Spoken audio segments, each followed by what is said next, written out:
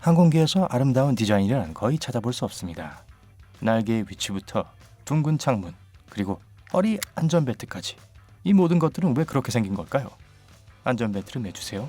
이제부터 비행기와 관련된 수많은 질문에 대한 답을 얻게 되실 테니까요. 1번.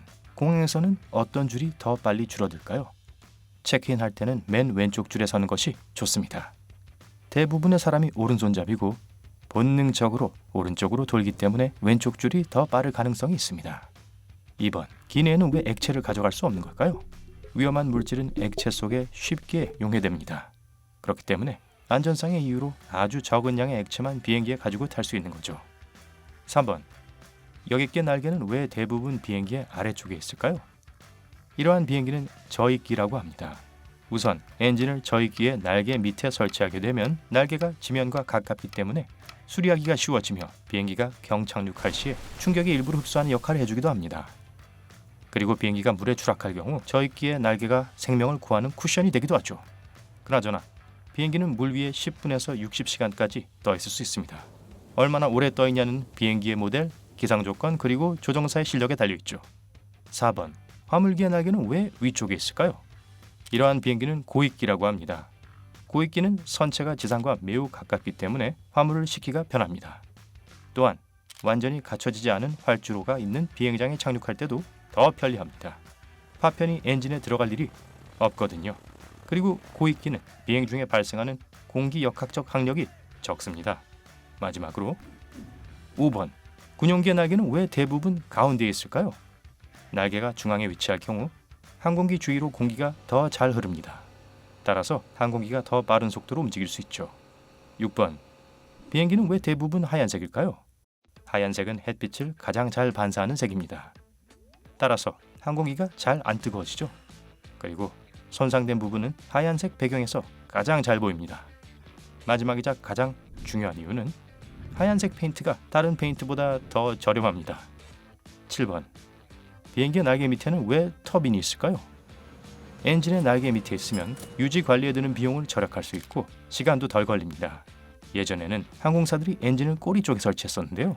그 엔진들을 수리하려면 값비싼 장비와 더 많은 시간이 필요했었죠. 하지만 엔진을 날개 밑에 설치하자 항공권 비용은 즉시 줄어들었습니다. 8번. 엔진이 하나만 작동해도 비행기가 날 수 있을까요? 네. 조종사들은 엔진 하나가 작동을 멈춰도 비행기를 쉽게 조종하고 착륙시킬 수 있습니다. 비행하는 동안 기체가 조금 옆으로 기울긴 하겠지만요. 하지만 신기한 건 승객들은 비행기가 기울어졌다는 걸 눈치채지 못할 확률이 높다는 겁니다. 9번. 비행기 벽에 새겨져 있는 작은 삼각형은 무엇을 의미할까요?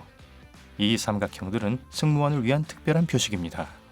이 표식은 깜빡이는 항법등을 볼 수 있는 창문을 표시해 놓은 것이죠. 이 항법등은 착륙 기어의 회수와 플랩의 닫힘 신호를 보냅니다. 조종사가 무언가 문제가 있다는 신호를 받으면 승무원은 재빨리 해당 창문을 찾아내서 문제를 파악해냅니다. 그리고 이 위치는 승객들이 날개를 가장 잘 볼 수 있는 위치입니다. 이 자리에서 최고의 사진을 찍을 수 있죠. 10번. 안전벨트는 왜 배 위로 두르는 걸까요? 비행기는 난기류를 만나면 공중에서 약간 흔들립니다. 허리끈은 난기류가 심해질 경우를 대비해서 우리를 제자리에 고정해주는 역할을 하죠. 어깨끈을 설치하려면 좌석 간의 공간이 더 넓어져야 합니다. 하지만 어깨끈은 비행기의 좌석을 넓힐 이유가 되지 못합니다. 자동차의 경우 충돌 시 발생하는 충격이 보통 훨씬 더 강합니다. 그래서 우리가 앞유리를 휙 뚫고 지나가지 않도록 어깨끈이 필요한 거죠. 11번. 그렇다면 승무원 좌석엔 왜 어깨끈이 있을까요? 승무원 좌석은 승객들의 좌석보다 훨씬 덜 편안합니다. 좌석이 더 좁은 데다 승객들을 마주보고 있죠. 승무원들은 비행기가 심하게 흔들리기 시작할 경우 좌석에서 떨어지지 않게 하기 위한 추가적인 보호 조치가 필요합니다. 그리고 승무원들은 비상시에 사람들을 대피할 수 있도록 돕고 통솔해야 하므로 최상의 컨디션을 유지해야 할 필요가 있습니다. 12번. 난기류란 정확히 무엇일까요? 좋습니다. 커다란 열기구를 상상해 보세요. 저 가열기가 보이시나요? 저 가열기는 공기를 데워서 열기구를 상승하게 만듭니다. 난기류도 마찬가지입니다. 뜨거운 공기죠. 하지만 난기류는 가열기가 아니라 자연이 만들어냅니다. 그리고 풍선 대신 비행기인 거죠. 그렇기 때문에 난기류를 만나면 아주 끔찍한 롤러코스터를 탄 것처럼 느껴지는 거예요. 또한 난기류는 다른 비행기의 항적 또는 배기가스에 의해 발생하기도 합니다. 13번. 승객들이 기내로 들어갈 때 승무원들은 왜 한 손을 뒷짐지고 있을까요? 모든 승객이 다 탑승했는지 확인하기 위해 특수한 기기로 탑승하는 승객의 수를 세고 있기 때문입니다. 14번. 비행기는 어떻게 번개로부터 안전한 걸까요? 번개가 친다고 해도 승객들은 느끼지 못합니다. 항공기 전체에는 전류가 전도되지만 비행기 내부로는 전도되지 않는 알루미늄 코팅으로 덮여있기 때문이죠. 모든 전자기기 및 연료 탱크에도 추가적인 보호장치가 장착되어 있습니다. 그리고 당연하지만 이 모든 보호장치들은 시뮬레이션을 통해 번개에 맞는 상황에 대한 실험을 거칩니다. 15번. 과거에는 왜 비행기에서 휴대전화를 사용하지 못했던 걸까요? 휴대전화가 굉장히 위험했던 때는 휴대전화가 등장한 지 얼마 되지 않았을 때뿐입니다. 예전엔 휴대전화의 무선 신호가 항공기의 전자기기 사용에 방해가 됐었습니다. 다행히도 현대의 전화는 통신 기능이 바뀌고 비행기 모드가 등장하면서 그렇지 않게 되었습니다. 16번. 일부 항공사들은 왜 요즘도 전화기를 사용하지 말라고 권고하는 걸까요? 승무원들이 전화기 사용을 제한하는 것은 예기치 못한 상황이 발생할 것을 대비해 경계를 늦추지 않도록 하기 위함입니다. 스마트폰으로 영화를 보거나 게임을 하고 있을 때 승객들은 주변에 무슨 일이 일어나고 있는지 잘 모르기 때문이죠. 17번. 산소 마스크는 어떤 경우에 천장에서 내려올까요? 산소 마스크는 비행기가 추락할 때뿐만 아니라 비행기의 기압이 변화할 때도 튀어나옵니다. 비행기가 어떠한 이유로 감압되는 경우처럼요. 특정 고도에서 기내의 산소량은 적어집니다. 그래서 승객들은 산소 부족을 느끼지 않도록 산소 마스크를 착용하는 거예요. 그리고 조종사들은 승객들이 마스크 없이도 숨을 쉴 수 있도록 재빨리 안전한 고도로 하강합니다. 18번. 비행기의 창문은 왜 둥글까요? 이것도 안전과 연관이 있습니다. 비행기의 창문이 네모난 경우 모서리에 압박이 축적되면서 파손이 생길 수도 있습니다.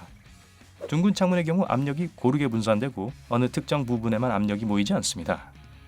19번. 착륙 바퀴의 타이어는 왜 착륙 시 터지지 않는 걸까요? 착륙 바퀴의 타이어는 착륙 시 발생하는 하중의 4에서 5배 이상을 버티도록 설계되어 있습니다.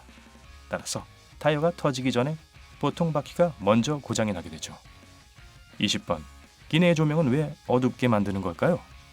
승객들은 밤에 비상 착륙할 경우를 대비하여 어둠에 익숙해질 필요가 있습니다. 불을 꺼놓은 건 나갈 때 길을 쉽게 찾을 수 있도록 하기 위해서죠.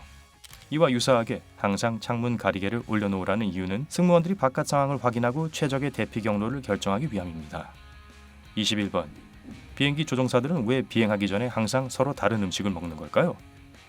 이건 한 명이 식중독에 걸렸을 때를 대비해 다른 한 명이 무사히 운항할 수 있도록 하기 위한 안전조치입니다.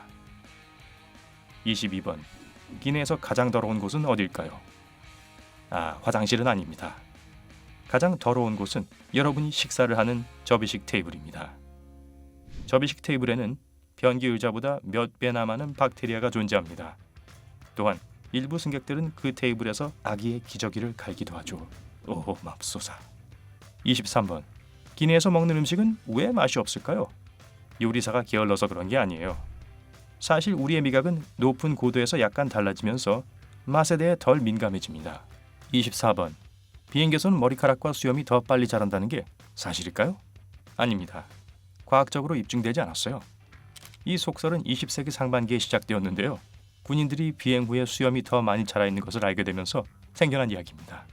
비행기 자체의 경우 비행기의 머리카락은 일정한 속도로 자라며 보통 한 주에 3번은 삭발을 하는 편입니다. 사실 이건 제가 지어낸 거죠. 오늘 새로운 걸 배웠다면 이 영상에 좋아요를 눌러주시고 친구와도 공유해주세요. 여기 여러분이 좋아할 만한 멋진 영상도 준비해봤습니다. 왼쪽 또는 오른쪽을 클릭하고 즐기시기만 하면 돼요. 삶의 밝은 면에 머무르세요.